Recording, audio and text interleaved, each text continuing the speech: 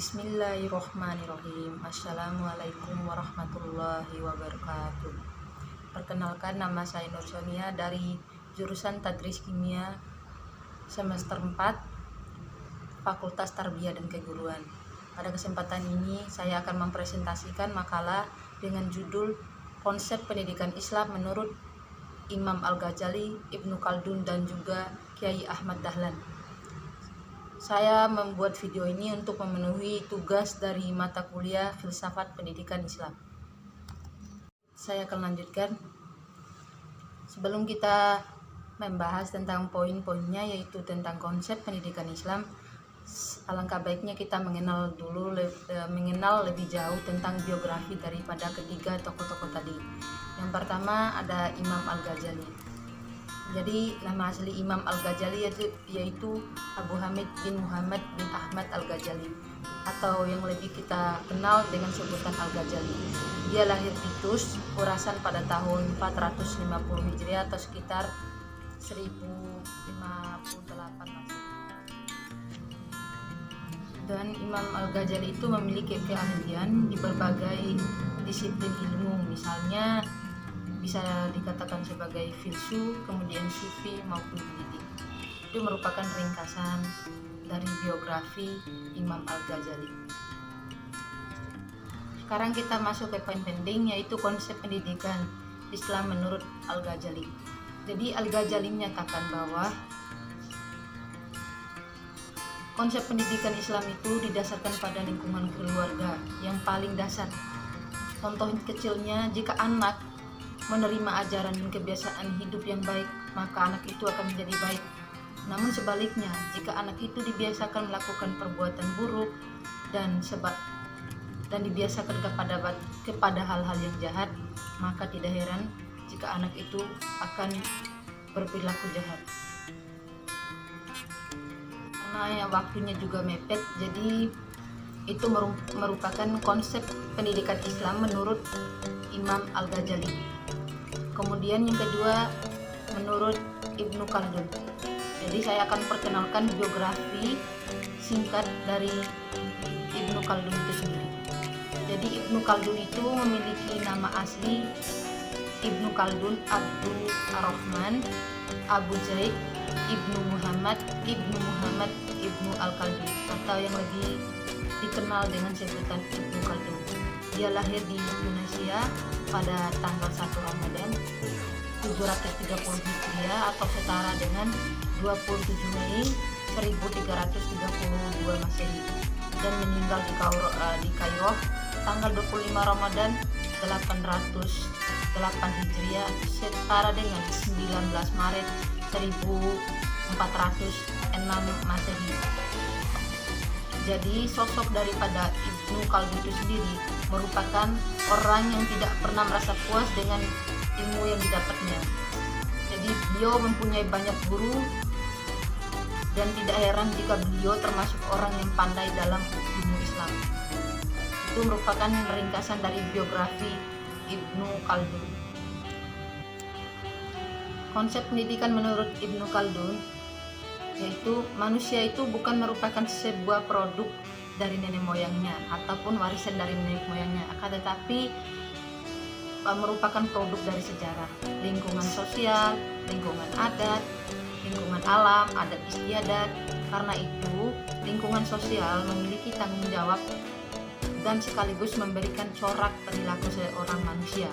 Hal ini memberikan arti bahwa pendidikan menempatkan posisi sentral atau pusat dalam rangka membentuk manusia yang ideal, kemudian yang diinginkan. Melihat hal tersebut, Ibnu Khaldun tidak terlalu menekankan pada segi kepribadian sebagaimana yang diucapkan atau dibicarakan oleh para filosofis sebelumnya, baik Islam maupun non-Islam. Tetapi Ibnu Khaldun memandang pendidikan seseorang itu dilihat lebih banyak melihat manusia dalam hubungannya dan interaksinya dengan kelompok-kelompok yang ada ataupun orang yang berada di sekitarnya.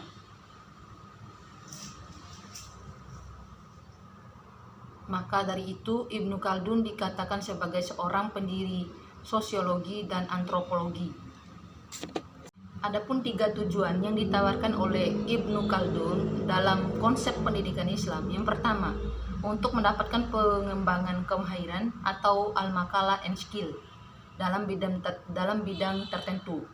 Kemudian yang kedua, untuk menguasai keterampilan profesional sesuai dengan tuntutan zaman atau learn and match. Yang ketiga, untuk mendapatkan pembinaan pemikiran yang baik, kemampuan berpikir, dan bisa membedakan antara manusia dengan binatang. Ya, selanjutnya kita lanjut ke konsep pendidikan Islam menurut Kiai Ahmad Dahlan. Jadi saya akan jelaskan terlebih dahulu kayak tadi biografi dari pada tokoh itu sendiri. Jadi Kiai Ahmad Dahlan ini atau yang disebut sebagai Kiai Haji Ahmad Dahlan lahir di Jogja, Indonesia 1 Agustus 1868 dan meninggal dunia tanggal 25 Februari 1923 dalam usia 55 tahun. Terus nama kecil dari Kiai Ahmad Dahlan itu adalah Muhammad Darwis, dan dia merupakan anak keempat dari 7 orang bersaudara yang keseluruhan saudaranya perempuan kecuali adik bungsunya.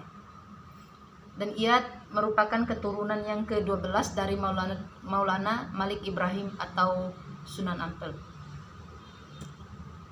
Jadi tidak heran jika beliau merupakan seorang pendakwah karena berasal dari cucu dari seorang pendakwah itu sendiri.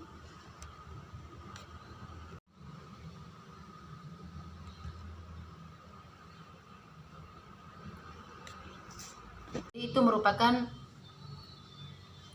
gambaran konsep pendidikan menurut 3 tokoh tadi, yaitu Imam Al-Ghazali, kemudian Ibnu Khaldun, dan Kiai Ahmad Dahlan. Dan saya dapat menarik kesimpulan bahwa pendidikan menurut Imam Al-Ghazali, yakni seorang anak yang terlahir dalam keadaan fitrah, maka orang yang mendidiknya lah yang mempengaruhi anak tersebut. Kemudian konsep pendidikan Islam menurut Ibnu Khaldun, yaitu manusia merupakan hasil dari sejarah, lingkungan sosial, lingkungan alam, dan adat istiadat. Dan yang memiliki peranan penting dalam pendidikan Islam yaitu lingkungan sosial. Kemudian konsep pendidikan Islam menurut Kiai Ahmad Dahlan adalah tentang meletakkan dasar-dasar pembaharuan bagi dunia pendidikan dengan melihat kondisi masyarakat Indonesia yang dipenuhi dengan kejuhudan dan kebodohan. Jadi Kiai Ahmad Dahlan ini tergerak hatinya untuk membuat pembaharuan. Hal ini didorong pula oleh interaksinya dengan berbagai pemikiran dan pembaharuan dari tokoh-tokoh di Timur Tengah. Presentasi yang dapat saya sampaikan, lebih dan kurang saya mohon maaf. Jika ada kesalahan itu berasal dari saya sendiri. Jika ada kata-kata yang benar itu berasal dari Allah. Semoga apa yang saya presentasikan dapat bermanfaat bagi semua kalangan. Wabillahi taufiq wal hidayah. Wassalamualaikum warahmatullahi wabarakatuh.